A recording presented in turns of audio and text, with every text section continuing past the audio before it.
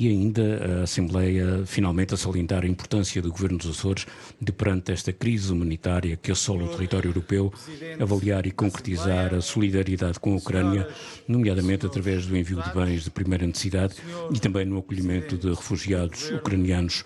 Agora os trabalhos retomam com este debate de urgência sobre o PO 2030, agora uma proposta, uma iniciativa do Partido Socialista e agora para a primeira intervenção, Berto Messias do PS. Vamos várias entidades, instituições e parceiros económicos e sociais sobre a anteproposta de Programa Operacional 2030 que define a aplicação dos fundos comunitários na região no âmbito do Fundo Europeu de Desenvolvimento Regional, o FEDER, e do Fundo Social Europeu+. Suscitamos assim este debate de urgência para dar voz a esses parceiros, realçando as suas preocupações e suscitando os esclarecimentos que se impõem por parte do Governo Regional. Analisada a anteproposta de Programa Operacional 2030, ouvidas estas entidades e vendo todas as posições públicas dos parceiros sociais e económicos nas últimas semanas e dias, fica claro que o Governo Regional está isolado nos seus propósitos e de costas voltadas para os açorianos e para as suas reais preocupações e necessidades.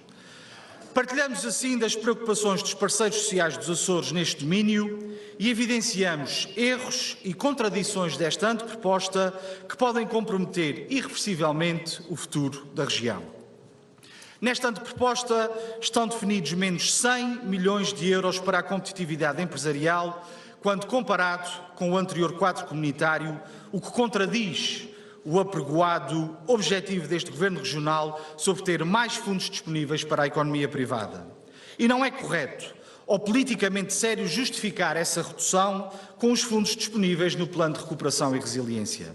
Desde logo, porque todos conhecemos o processo rocambolesco das agendas mobilizadoras e porque estamos a falar de fundos diferentes, sendo o PRR de cariz conjuntural, criado para o combate aos impactos negativos da pandemia, e o Programa Operacional 2030 de cariz estrutural de médio prazo. Justificar a redução de um com a existência do outro é prejudicar deliberadamente a atividade das empresas açorianas. E neste âmbito é escandaloso, bloqueador da planificação e perspectivas de futuro do nosso tecido empresarial e paradigmático sobre a falta de rumo das políticas públicas na área das finanças e planeamento, que em março de 2022 não existe absolutamente nada sobre o novo sistema de incentivos que substituirá o Competir Mais.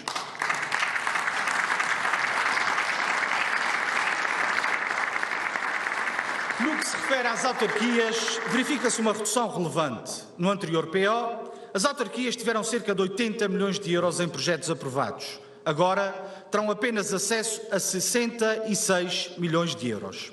E para que tenham acesso a essas verbas, terão de concorrer com projetos de mais de uma dezena de entidades, como o próprio Governo Regional, institutos e empresas públicas, entidades públicas sem fins lucrativos, associações de natureza científica. Aliás, como ontem pudemos ouvir o representante da Associação de Municípios a reivindicar que este PO devia ter pelo menos, o novo PO devia ter pelo menos as verbas do anterior PO. Pior do que isso é o facto de os municípios não serem especificamente referenciados como entidades beneficiárias para projetos para acesso à água e gestão sustentável deste recurso, quando é a eles que cabe essa competência em cada uma das nossas ilhas no âmbito da água para consumo humano. E na coesão territorial, área prometida pelo atual Governo como algo a valorizar, mais uma contradição.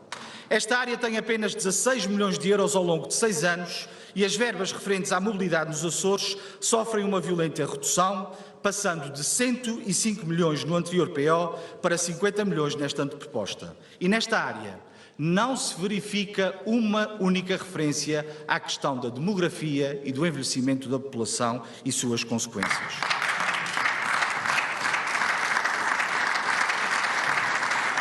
Na área da educação e aprendizagem ao longo da vida, o Governo reduz os fundos comunitários em cerca de 22 milhões de euros, uma clara contradição com aquilo que apregoa. Na área da investigação, desenvolvimento e inovação, há uma redução de 80% das verbas, de cerca de 49 milhões no anterior PO, para apenas 9 milhões na anteproposta. E todas estas reduções são acompanhadas por uma opção que é paradigmática sobre o comportamento padrão do atual Governo. Diz uma coisa e faz o seu contrário. Ou seja, nesta anteproposta, o Governo Regional mais do que duplica as verbas destinadas aos custos administrativos e burocráticos de gestão deste programa operacional, passando de 7,5 milhões no anterior para 23 milhões de euros no atual quadro. São, assim, opções que evidenciam um governo sem visão estratégica, com prioridades erradas, fundamentadas em análises superficiais, com dados desatualizados e pouco consistentes, opinião, aliás, unânime de todos os parceiros sociais e económicos da região. Infelizmente, estamos na iminência de interromper o caminho de bom aproveitamento e boa aplicação dos fundos comunitários na região. É justo referir que fomos sempre reconhecidos como uma região exemplar na execução e aproveitamento de fundos comunitários. Só uma visão sectária não reconhece os ganhos que tivemos todos com a boa aplicação de fundos. Temos hoje uma região muito melhor do que no início da aplicação de fundos comunitários na autonomia democrática. Isso não é mérito apenas dos governos. É mérito de todas as pessoas, de todas as empresas e instituições que se mobilizaram neste projeto de desenvolvimento da região autónoma dos Açores. De acordo com dados oficiais da Comissão Europeia, os Açores foram a região portuguesa que mais cresceu entre 2000 e 2019 e a única que convergiu com a União Europeia. Em 2019, tivemos o PIB mais elevado de sempre, estimado em cerca de 4.400 milhões de euros. Recorde-se a este propósito as afirmações da Diretora-Geral de Política Regional e Urbana da Comissão Europeia, Dana Spinat, que em março de 2019 afirmava, e cito, que os Açores estão a trabalhar muito bem no uso dos dinheiros que têm sido dados pela União Europeia e nas políticas de coesão. Portugal também, mas os Açores estão a fazer ainda melhor do que o resto do país. Fim de citação. Obviamente que o Partido Socialista não fez tudo bem. Também cometeu erros e tomou medidas que hoje não tomaria da mesma forma. Não fomos, nem somos donos da verdade absoluta. Aliás, a este propósito, o Partido Socialista percebeu muito bem a mensagem dos eleitores nas eleições regionais de outubro de 2020, que nos conferiram uma clara vitória, reconhecendo o bom trabalho desenvolvido e os resultados alcançados, mas que nos exigem correções, melhorias e alargamento de plataformas de diálogo e de concertação social. Senhor Presidente, senhoras e senhores deputados, estando nós a falar do mais importante instrumento de planificação estratégica de futuro de médio prazo dos Açores, além de todos os problemas estruturais que já referenciamos, há outra questão que muito nos preocupa: a evidente falta de capacidade e competência de vários responsáveis políticos para aproveitar devidamente estes fundos. Desde logo, através do Sr. Secretário Regional das Finanças, Planeamento e Administração Pública, que tem a responsabilidade de conduzir este processo e agilizá-lo.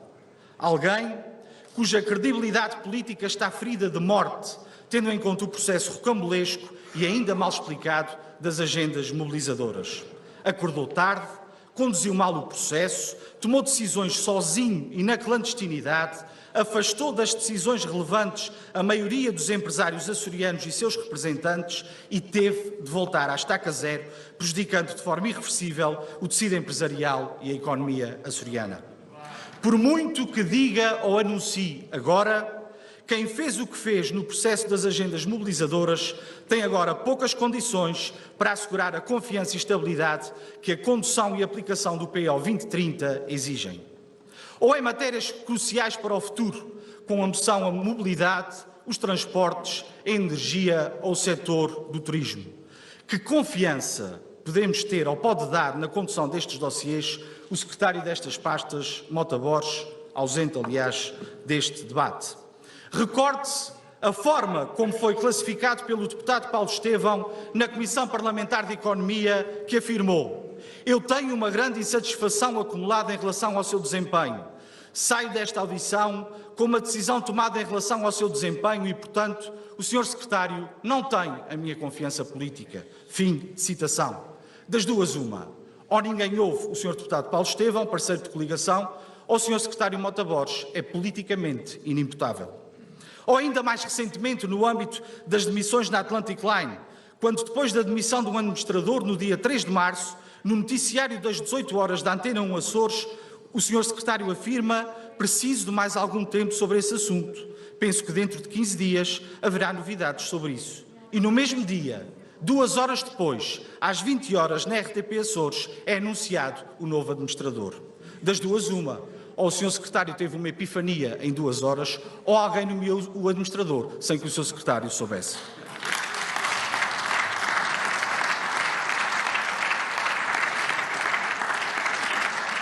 Ou na autêntica telenovela mexicana a que assistimos na Secretaria da Cultura, Ciência e Transição Digital, áreas fundamentais para o nosso futuro coletivo e na aplicação deste programa operacional. Onde a senhora Secretária, estranhamente ausente deste debate, retira a confiança a um diretor regional por e-mail, segundo consta, tendo que alterar fechaduras para impedir o acesso deste diretor às instalações. Diretor esse que já veio a público afirmar que não está exonerado ainda e que a senhora Secretária poderá ser exonerada antes. Ou ainda, os acontecimentos públicos na Comissão Política do PSD Terceira, em que o Dr. Costa Neves se demite, afirmando-se incapaz de pacificar as lutas fratricidas entre as fações Clélio Menezes e António Ventura. A vida interna do PSD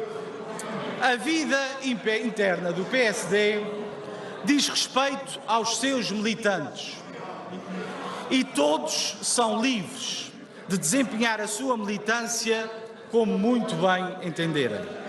Mas quando estamos a falar de fações antagónicas, lideradas por 2 membros do mesmo governo, o assunto assume muito mais relevo e muito mais importância, tendo em conta o que isso pode significar para prejudicar a governação e, consequentemente, prejudicar os açorianos e os Açores. Poderia ainda referir muitos outros exemplos destes episódios inacreditáveis e nunca vistos. Mas o tempo regimental não me permite. Em boa verdade, na base de toda esta instabilidade e degradação política está algo que nos preocupa ainda mais, porque condiciona e condicionará, em grande medida, a possibilidade de um aproveitamento cabal e correto dos fundos disponíveis no novo Programa Operacional 2030. A falta de liderança, de capacidade de ação e de visão estratégica do Sr. Presidente do Governo, José Manuel Bolieiro. Tudo isto acontece por incapacidade de liderar e de centrar o foco da governação no que realmente interessa: as pessoas, as empresas, vencer a crise pandémica, relançar a economia e o emprego e o desenvolvimento dos Açores. Infelizmente, para a nossa região e para o nosso futuro coletivo, parece que o tempo está a dar razão ao Sr. Deputado Paulo Estevão, quando a poucos dias das eleições de outubro de 2020 afirmava, e cito: José Manuel Bolieiro não reúne as condições para liderar um governo dos Açores. Bolieiro não tem, do ponto de vista pessoal, as condições para desempenhar essas funções. Fim de citação. Ou quando escrevia no Açoriano Oriental, a poucos meses das eleições, e cito: José Bolieiro não é homem que parta para o confronto direto, para uma discussão franca, olhos nos olhos, esconde-se sempre atrás de sofismas, de anagramas, de mensageiros encapuçados e de uma atitude dissimuladamente cavalheiresca, ditada apenas pela incapacidade de se manter de pé no quadrilátero. O discurso vazio e redondo não aguenta o contraditório do adversário. Os Açores necessitam de uma liderança política corajosa, dinâmica e reformista. Em vez disso, José Manuel Bolieiro oferece um perfil político dandy. É notoriamente incapaz de introduzir qualquer transformação ou reforma nas coisas que gere. Fim de citação. Senhor Deputado Paulo Estevão, Desta vez nós concordamos consigo, disse.